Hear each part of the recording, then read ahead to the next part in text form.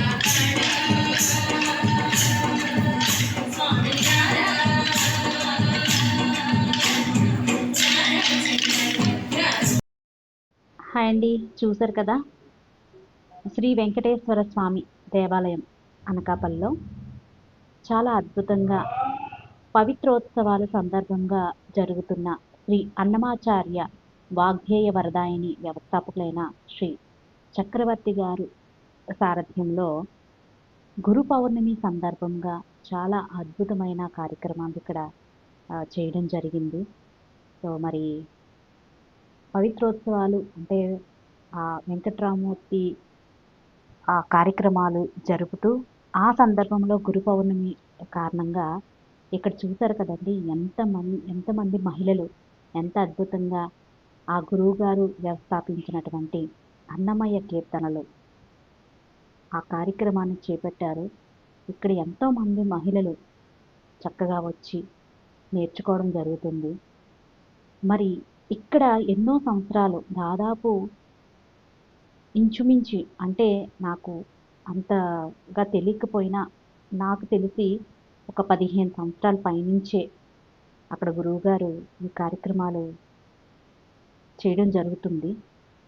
మరి అలా నేర్చుకున్న ఎవరైతే మహిళలు అప్పటి నుంచి నేర్చుకున్న వాళ్ళు, బాగా సాధన చేసి చాలా చక్కగా పాడుతున్న వాళ్ళే తిరిగి మళ్ళీ గురువులుగా చక్కగా నేర్చుకొని వాళ్ళ చేతే పాడించి ఎంత అద్భుతంగానో ఇక్కడ మనం చూస్తున్నాం కదా. సావిత్రి గారు మొట్టమొదటి నుంచి, అంటే ఇక్కడ ఏదైతే ఈ వ్యవస్థాపించారో ఈ సంకీర్తనలు, అన్నమయ్య కీర్తనలు ఈ కోవిల్లో చెప్పడం మొదలుపెట్టిన కాంచి సావిత్రి అమ్మగారు మొదటి నుంచి ఉన్నారు. చక్కగా గురువు దగ్గర నుంచి పాటలు నేర్చుకొని ఈరోజు ఆ అమ్మగారు చక్కగా అందరికీ పాటలు నేర్పిస్తూ వివిధ ప్రాంతాలకు వెళ్ళి అక్కడ క్లాసెస్ చెప్పడం, ఇంకొంతమందికి ఆ కీర్తనలు, ఆ స్వామివారి కీర్తనలు నేర్పించడం జరుగుతుంది.